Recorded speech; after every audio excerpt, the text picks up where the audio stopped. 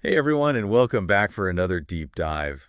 This time around, we're going to be tackling a single source, Oh, nice. Elder Kyle S. McKay's talk, Okay. The Immediate Goodness of God. I like it. We're going to kind of unpack this idea that Yeah. even when, those big life answers, those huge things that we're all waiting for sometimes, Right. feel like they're miles away, Mm-hmm.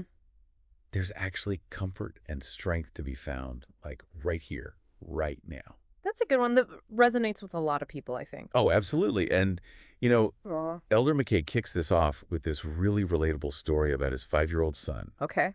and the concept of soon.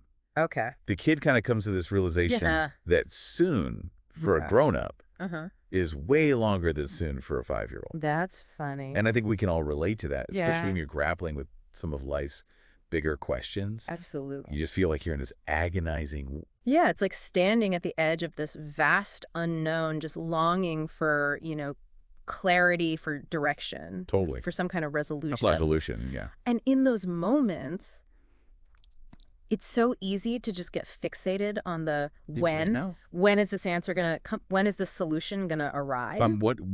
Yeah. Rather than what we might be experiencing, like, in the meantime. Exactly. It's Yeah. like we're so focused on that destination that we miss all the scenery along the way. Yeah. But that's where I think this whole idea of immediate goodness comes in.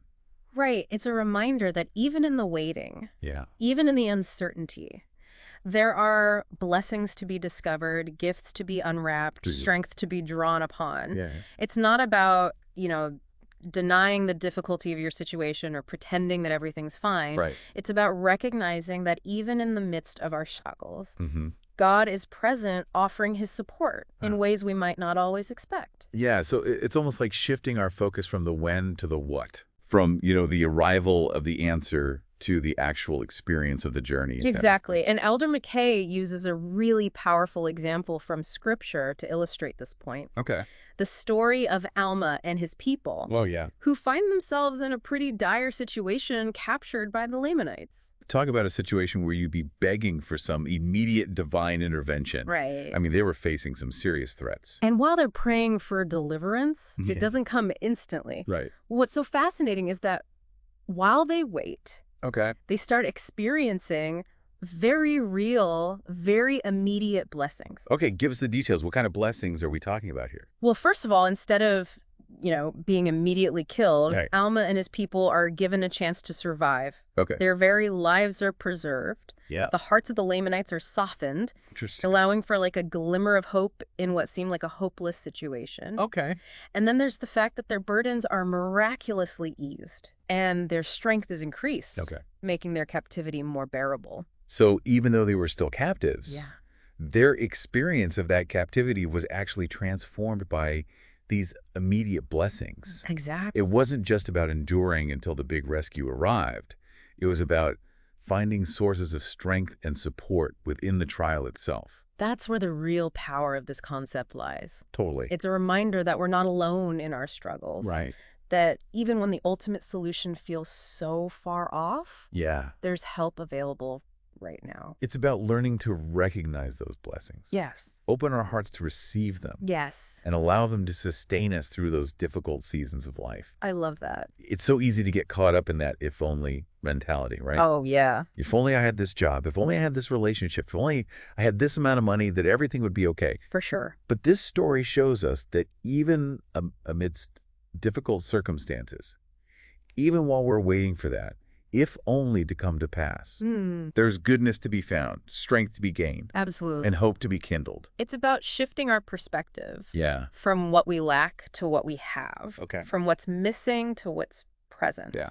And often what's present is far more than we realize. Makes you wonder if sometimes those delays, Yeah. those periods of waiting, are actually opportunities for us to develop like a deeper awareness of God's immediate goodness, That's such a good point. to refine our spiritual vision, Yeah. and to cultivate a more profound sense of gratitude for the blessings that are already present in our lives. It's like those periods of waiting become almost like a spiritual training ground. Oh, that's great. Where we learn to rely less on external circumstances for our happiness. Right. And more on those inner resources Oh, of faith, hope, and trust in God's goodness. Okay, so we've established that patience is essential, Right. but also that these immediate blessings are a reality even amidst the waiting. Yes. So what are some concrete examples of this immediate goodness? What does it actually look like? Well, Elder McKay shares some incredible personal stories Okay. that really bring these concepts to life. Okay. One that really stood out to me was the story of the prophet Joseph Smith's experience Yeah. in Liberty Jail. Ah, yes. Talk about a situation that was anything but comfortable or easy. Right. I mean, he was facing intense suffering Yes. and profound uncertainty about the future. And in his anguish, he cries out to God, asking how long. Mm-hmm. But freedom doesn't come instantly. Right. What he does receive, however, is immediate peace. Wow. Peace in those conditions, that's almost unimaginable. It speaks volumes about the nature of immediate goodness. Right. It doesn't always mean a change in circumstances. Okay. It can be an internal shift, Okay. a change in perspective, Right. an infusion of peace and strength Wow. that transcends the outward situation.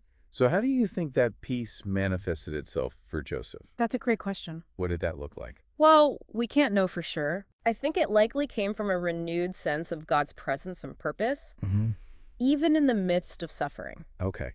It's that feeling of knowing deep down that you're not alone, Okay. that there's a bigger picture unfolding, Right. and that ultimately things will work out even if you can't see how. So it's about holding on to hope even when things are incredibly tough. Yeah. And that hope, that feeling of being connected to something larger than yourself, that's another form of immediate blessing, wouldn't you say? Absolutely. Yeah. It's a reminder that even in our darkest moments, Right. even when we feel overwhelmed by doubt and despair, Yeah. God's love and light are still accessible. Mm. We just have Yeah. to open ourselves to receive them. This is getting really profound, but I think it's time to bring it back to a more personal level. Okay. Elder McKay shares some very relatable stories in his talk He does. that illustrate these principles in everyday life. Yeah. And one that particularly resonated with me was Emily's story. Right. And, she struggled with substance abuse for years, Yeah. hiding it from her family. Right. And then life takes an unexpected turn. Yes, she's suddenly taken to a treatment facility. Right. Which initially probably feels anything but a blessing. Yeah. It's a complete shock to her system, right? Absolutely. Imagine that feeling of being thrust into the unknown, separated from your loved ones, forced to confront this part of yourself that you've been trying to keep hidden. And she's terrified. Yeah. She describes being alone in this cold, dark room, Oh, feeling completely lost and overwhelmed. yeah. And it's in that moment of utter desperation that she turns to God in prayer. And it's not some perfectly crafted, eloquent prayer, right? No. It's raw. Raw. It's honest. Yeah. It's just this outpouring of fear and pleading for help. And that's where the immediate goodness kicks in. It's Yeah. like the floodgates open, Wow. and this wave of peace and strength just washes over her. I love how Elder McKay compares it to the story of Peter walking on water. You know that moment when doubt creeps in? Peter starts to sink. He cries out to Jesus for help. Yeah. And instantly Jesus reaches out and catches him. Yes. And Emily experiences something very similar. It's a beautiful analogy. It is. She's given this immediate peace, courage, and this overwhelming sense of assurance that everything will be okay. Wow. It's not that her addiction is instantly cured or that all her problems vanish overnight, Right. but she receives the strength to begin the journey of healing and recovery. So she's given the hope and the courage to take that first step, Yes. knowing that she's not alone. That's such an important point. That's a huge point. The immediate blessings don't necessarily erase the problem or Right. provide a complete solution overnight, Yes. but they provide the foundation, the inner resources Right. to face the challenge and move forward. It's like being handed a compass and a map when you're lost in the wilderness. I love that. It doesn't magically transport you to your destination, but it gives you the tools and the direction you need to begin the journey. Exactly. Okay, so we have Emily's story, which is such a powerful example of finding peace and courage Yeah. amidst personal struggle. Hmm. But Elder McKay also shares another story, one that deals with a very different kind of challenge. Yeah. This one's about Alicia, and it's heartbreaking. It really is. Alicia's story involves sudden, unimaginable tragedy, Yes. the loss of her young son in a snowmobile accident. It's the kind of event that just shatters your world, It does. leaving you reeling in shock and grief.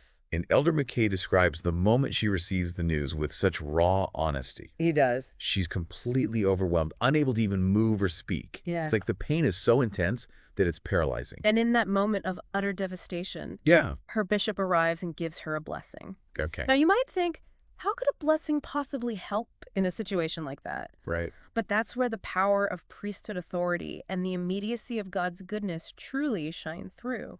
Okay. I'm intrigued what happens during that blessing. Oh, What makes it so significant? it's actually incredibly simple yet incredibly profound. Okay.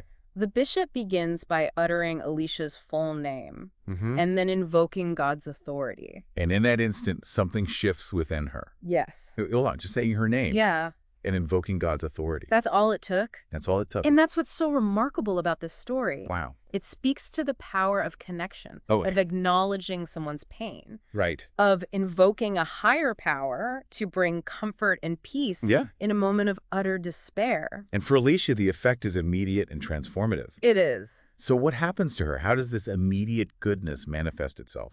She's instantly filled with peace, comfort, and even joy amidst her profound grief. Wow. It's not that the pain of her loss disappears, Right. but something within her shifts. Okay. She's given the strength to endure the unimaginable. It's a testament to the idea that even in the darkest of times, God's love and support are immediately accessible. Yes. They might not come in the way we expect or on our preferred timeline, but they're always there. Always there. It makes you wonder about the nature of those blessings, right? Sometimes they come in the form of dramatic changes in our circumstances. Yes. And other times, it's more about an internal shift, Right. a sudden influx of peace or strength that allows us to keep going Yes. when we feel like we can't take another step. That's such a powerful observation. It is. It reminds me of something Elder McKay said about how sometimes simply being preserved through difficult times is the immediate blessing. You know, that's a really interesting point. Yeah. We often focus on those big dramatic answers to prayer, Right. the miraculous healings, the sudden changes in fortune. Yeah. But what is sometimes the greatest miracle is simply the ability to endure, to persevere, to keep going, even when everything inside you wants to shut down. That's a humbling thought, isn't it? It is. To consider that those times when we felt weakest, most vulnerable, might actually be testament to a strength that was beyond our own. As if we were being carried through a storm we couldn't have weathered alone. Absolutely. It's like we had an invisible life preserver Yeah. keeping us afloat without even realizing it was there. Right. And that realization can be incredibly empowering, don't you think? Oh, for sure. It strengthens our faith, Yeah. knowing that even when we can't see the support, it's still present. It deepens our trust in God's love and care, knowing that we're never truly alone, even when we feel lost or overwhelmed. And it cultivates a sense of gratitude, not just for those obvious blessings, Right. but for the quiet miracles that sustain us through difficult times. I love that. And speaking of gratitude, I'm curious, Yeah. how do we become more attuned to those subtle expressions of God's goodness? That's a great question. If it's not always a flashing neon sign, how do we learn to recognize those quieter forms of support? I think it starts with a shift in perspective. It's about training ourselves to look for the good, Yeah. even amidst the challenges. Right. To cultivate a habit of noticing, of appreciating, Yeah. of actively seeking evidence of God's hand in our lives, Okay. no matter how small or seemingly insignificant. So instead of fixating on what's wrong, on what we lack, on what's causing us stress or anxiety, Yeah. we start asking, okay, what's going right? Yes. What are the things I can be grateful for, even in this difficult situation? Exactly. It's like checking in with that inner monologue, Yeah. catching ourselves when we start spiraling into negativity, and consciously steering our thoughts towards something more uplifting. You got it. Yeah. And remember, it's not about denying the hard stuff. Right. It's about choosing where we place our focus, Right. even when things are tough. And speaking of tough times, Yes. I think prayer plays a huge role here. Absolutely. You know, when we feel lost, overwhelmed, or just plain in need of a boost, turning to a higher power can bring such an immediate sense of peace. There's something incredibly powerful about that direct connection, It is. that feeling of being heard and understood, Yes. even if the answer isn't instantly apparent. It's not just about asking for things either, is it? No. It's about acknowledging the good that's already present, expressing gratitude, Right. and seeking guidance rather than always dictating the terms. It's a two-way conversation. Yeah. A relationship built on trust and openness. Right. And sometimes that immediate blessing we receive through prayer Yeah. is simply a sense of calm, a reassurance that we're not alone, Yeah. even when the path ahead seems uncertain. Okay, so we've got the mindset shift, focusing on gratitude and the power of prayer. Okay. Any other practical tools our listeners can add to their toolkit? Well, here's one that might surprise you. Okay. Service to others. Oh, interesting. When we shift our focus outwards, Mm-hmm. off of our own problems and Yeah. onto helping those around us, it can open our hearts to experience God's love in a more tangible way. It's almost counterintuitive. It is. You'd think focusing on other people's needs would drain us, Yeah. but it often has the opposite effect. Yes. It's like that saying, Yeah. the best way to find yourself is to lose yourself in the service of others. It's so true. And it doesn't have to be these grand gestures. Yeah. Simple acts of kindness, Right. offering a helping hand, lending an ear to someone who needs to vent. Yeah. These can all be powerful expressions of God's love, They can. and they can bring immediate blessings to both the giver and the receiver. I love that. It's a beautiful reminder that we don't need some big platform or opportunity to make a difference. Yeah. We could start right where we are Absolutely. with the people in our lives Yeah. by simply offering our time, our talents, our love. And as we do that, as we become more outward focused, we'll find ourselves more attuned to that immediate goodness that's all around us. Yeah. Start noticing those little miracles. Right. Those unexpected acts of kindness. Yeah. Those moments of grace that remind us we're all connected. It's like shifting from being a consumer of goodness to becoming a conduit for it, I love that. allowing that love and light to flow through us and out into the world. Beautifully said. This has been such a rich and insightful conversation. It has. It's amazing how much depth and nuance there is to this concept of immediate goodness. It's fascinating, isn't it? We've covered a lot of ground in this first part of our deep dive. Yeah. From exploring the importance of patience Right. to unpacking, the diverse forms that immediate blessings can take. Yes. Before we move on to the next part, any final thoughts you'd like to share with our listeners? Well, I think the key takeaway from this first part is that even when we're facing these huge life questions or seemingly impossible circumstances, Yeah. we can find immediate strength and comfort Yeah. in God's presence and love. Right. It might not always look the way we expect, Right. but it's always there. Beautifully said. Thank you. And on that note, we're going to take a short break, Okay. but don't go anywhere. Sounds good. When we come back, we'll continue our exploration of the immediate goodness of God, diving deeper into some more personal stories and practical strategies for cultivating this mindset of recognizing and receiving God's immediate blessings in our own lives. I am ready. See you in a bit. Okay. Welcome back to our deep dive into the immediate goodness of God. We've been exploring this idea that even when those big life answers feel far off, there's comfort and strength available right now. It's a perspective shift, isn't it?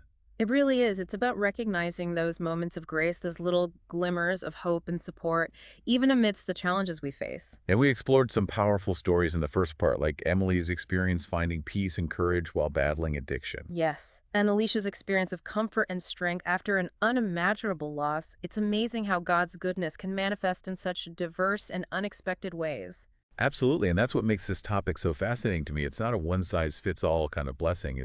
It seems to adapt to each individual's needs and circumstances, offering support in ways we might not anticipate.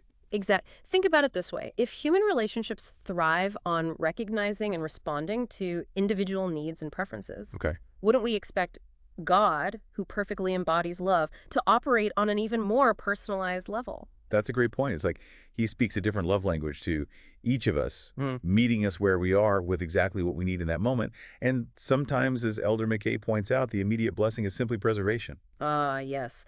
The idea that just getting through a difficult situation, even if we feel like we're barely hanging on, can be a profound manifestation of God's supporting hand. It really challenges our definition of what a blessing looks like, doesn't it? We tend to focus on the dramatic, the miraculous, the sudden shifts in fortune.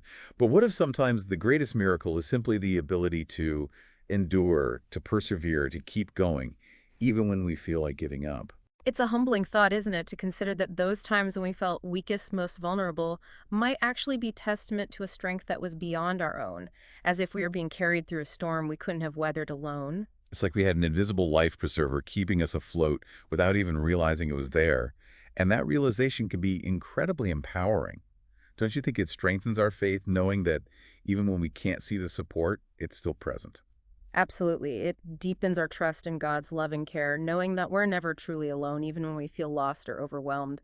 It cultivates a sense of gratitude, not just for the obvious blessings, but for the quiet miracles that sustain us through difficult times. And speaking of gratitude, I'm curious, how do we become more attuned to those subtle expressions of God's goodness if it's not always a flashing neon sign? How do we learn to recognize those quieter forms of support?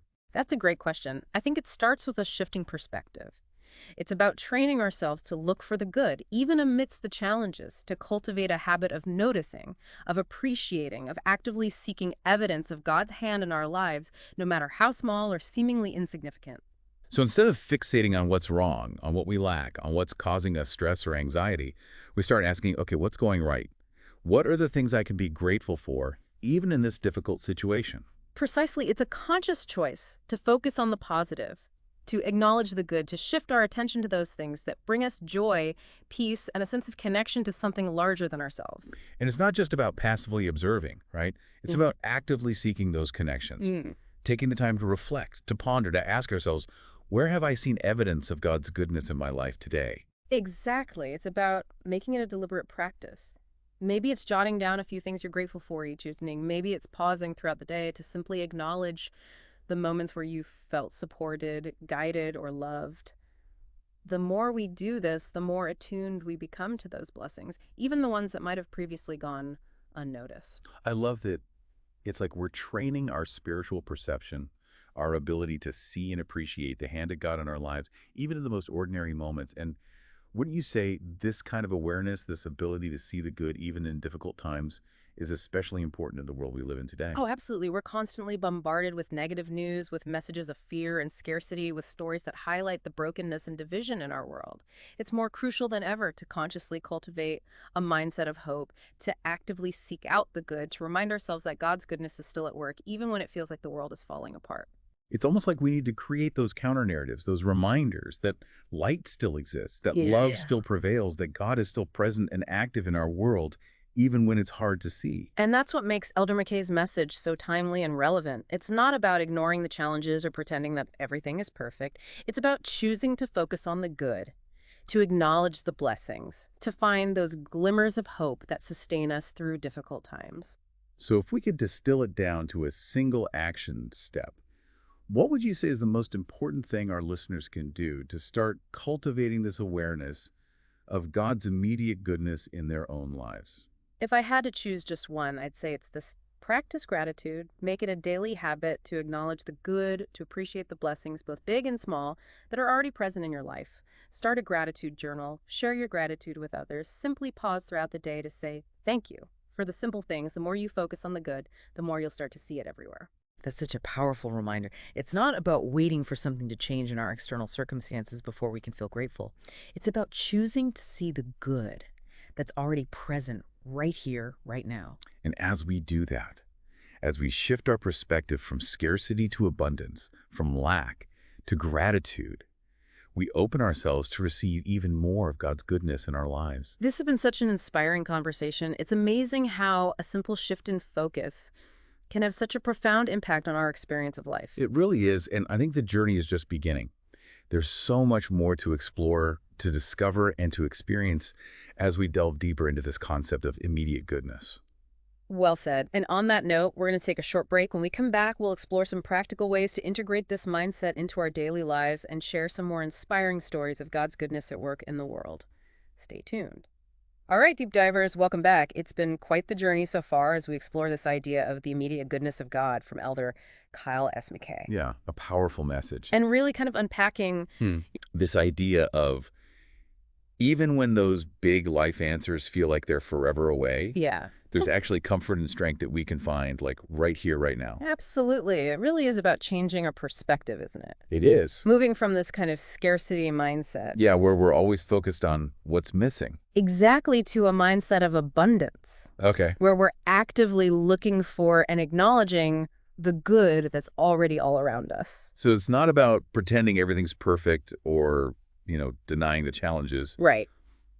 But it's more about choosing to see the good. Yeah. Even amidst the difficult stuff. It's like putting on rose-colored glasses, but for our souls. Oh, I love that. Right. So true. And, the more we focus on the good, Yeah. the more we actually invite it into our lives. Okay. It's a fascinating principle. Okay, so you're saying it's almost like a self-fulfilling prophecy. Kind of. Like if we're constantly dwelling on the negative, Yeah.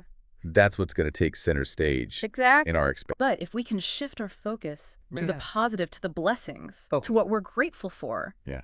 that's what's going to flourish. All right, so let's get specific.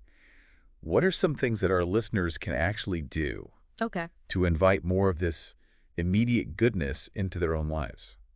I think it starts with awareness. Okay. Becoming mindful of our thoughts, our attitudes, Yeah. our reactions to situations. Mhm. Are we constantly complaining? Are we dwelling on the negative? Right. Or are we looking for those opportunities for growth, for gratitude, for seeing the good? It's like checking in with that inner monologue, right? Yes. Catching ourselves when we start to spiral, Uh-huh. and then consciously steering our thoughts towards something more uplifting. Exactly. And remember, it's not about denying the hard stuff. Right. It's about choosing where we place our focus. Right. Even when things are tough. Even when things are tough, yeah. And, speaking of tough times, Yeah. I think prayer plays a huge role here. When we feel lost or overwhelmed or just, in need of a boost, Mm-hmm. turning to a higher power can bring such an immediate sense of peace. There's something so powerful about that direct connection. There is. That feeling of being heard and understood, Yeah. even if the answer isn't instantly apparent. And it's not just about asking for things either, right? Yeah, That's about acknowledging the good that's already there, expressing gratitude Yes. and seeking guidance Yeah. rather than always dictating the terms. It's a two-way conversation. Totally. A relationship built on trust and openness. And sometimes the immediate blessing we receive through prayer is simply a sense of calm, Yes. reassurance that we're not alone, even when the path ahead seems uncertain. I love that. Okay, so we've got that mindset shift, focusing on gratitude, the power of prayer. Any other tools? Well, here's one that might surprise you. Okay. Service to others. Oh, interesting. Okay. When we shift our focus outwards Mhm. off of our own problem and on to helping those around us, Okay. it can really open our hearts to experience God's love in a more tangible way. It's almost counterintuitive, right? It is. You'd think focusing on other people's needs would drain us, You would. but it often has like the opposite effect. It does. It's like that saying, the best way to find yourself is to lose yourself in the service of others. So true. And it doesn't have to be these grand gestures. Right. Simple acts of kindness, Yeah. offering a helping hand, lending an ear to someone who needs to vent. Mm-hmm. These can all be powerful expressions of God's love. They can. And they can bring immediate blessings to both the giver and the receiver. I love that. Yeah, it's a beautiful reminder that we don't need some big platform or opportunity to make a difference. Right.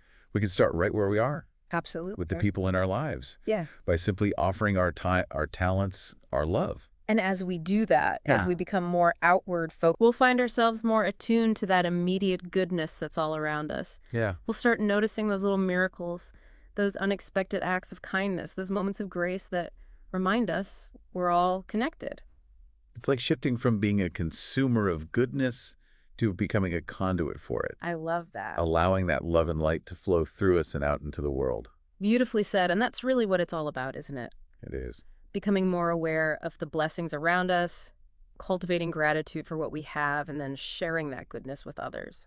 This has been an awesome deep dive. It has. As we kind of wrap up here, what final thought would you like to leave with our listeners? I think it's simply this: God's goodness is always available to us, Yeah. no matter what we're facing. Mm. It may not always come in the package that we expect, Right. but it's there. It is. Open your hearts to receive it, actively seek it out, Yeah. and cultivate a spirit of gratitude for all those blessings, both big and small, Yeah. that are already present in your life. I love it. You might be surprised by what you discover. So true. And on that note, dear listeners, this wraps up another deep dive. Awesome. We'll catch you next time.